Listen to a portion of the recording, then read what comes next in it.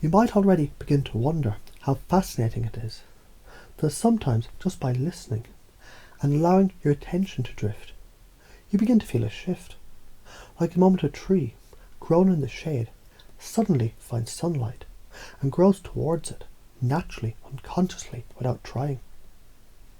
Now imagine you're in a room of mirrors, not mirrors that reflect your appearance, but ones that reflect your belief. As you walk through, you notice each mirror doesn't just reflect who you were, but who you could be, depending on which belief you pick up and wear, like a new coat. And some coats feel unusually comfortable, as if you've been wearing them your whole life without realizing it. Take, for example, the belief that you are inherently valuable, not because of what you do, not because of what others say, but simply because you are. Like a diamond in the dirt, still worth everything, even before it's cleaned. And perhaps that reminds you of a time you did something strange, quirky, a little offbeat, and someone smiled because weirdness is the birthplace of originality. You never need to fear being wrong, because every mistake hides a gift. After all, didn't some of the greatest inventions arise from someone being wrong long enough to be right?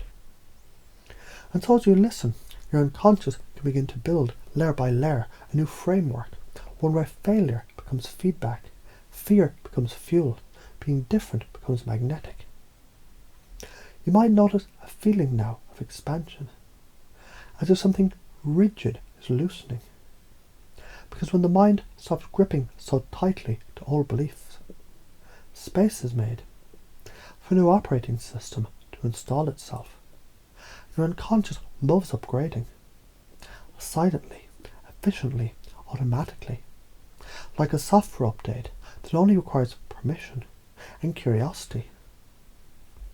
Let's say you used to think, if I'm truly myself, people might laugh.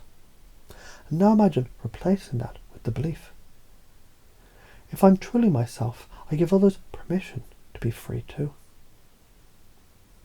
Which of those do you think inspires leadership, wholeness, charisma? And which is just leftover echo from someone else's fear? Because isn't it true, people mirror energy?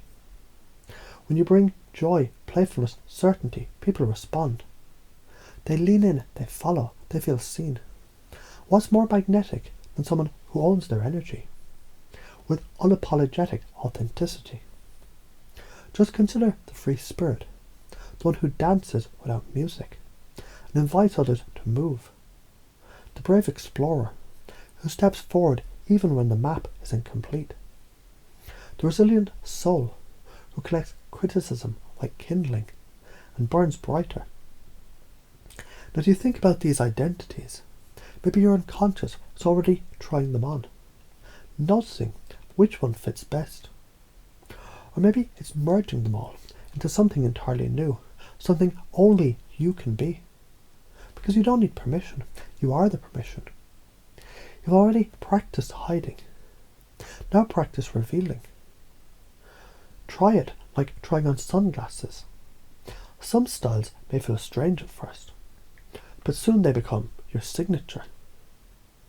Speak your truth even if your voice shakes, because every time you do, it takes off the dust of old programs no longer serving you. You see, reality is malleable and you are the sculptor. Every time you act boldly, even in the face of ridicule, you re-script your narrative. And the old stories, the ones that said, stay small, don't stand out, fit in or be rejected, those stories, they're dissolving now, aren't they? And they can, because my uniqueness is a strength, not a weakness. My worth is not conditional. I can be confident and uncertain at the same time, and still move forward. And perhaps you've noticed how humour breaks resistance, how mystery magnetizes, how generosity creates loyalty. When you stop trying to be liked and start radiating who you are, something surprising happens. People feel safe and they follow, because certainty is attractive and certainty comes from within. Imagine now a dial in your mind, and that dial controls how much you care about being judged. Right now, just turn it down. Click, click, until the only voice that matters is your own. The one that says, I'm enough. I always have been. Because whether you're misunderstood, criticized, laughed at, or adored, none of it changes the core of who you are and who you're becoming. The creator, the leader, the bold, weird, wonderful one who makes people wonder, how do they walk through life like that?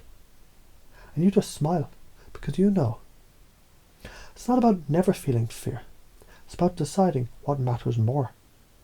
And right now, you're deciding. Right now, you're unconscious. It's reorganizing, upgrading the code, installing the belief. Every emotion is valid. But not every emotion defines me. Installing process matters more than perfection. Momentum is magic. Self-approval is the only real approval. So consider this. Would you rather be loved for a mask or respected for your truth? Would you rather fit in with noise or stand out with purpose? Would you rather feel safe in a cage or free in the unknown? That's right. The answer is obvious. The answer is already yours. So now the change is happening, not because I said so, but because your unconscious mind has already decided to make it real, to install these beliefs as default settings, to run this operating system automatically, not just in moments of clarity, but even in confusion, where the belief still holds. You're already beginning to act as someone who lives these truths, not trying anymore, just being. Because the game was never about being accepted. It was about accepting yourself so deeply. The world adjusts to your frequency. And from now on, it does.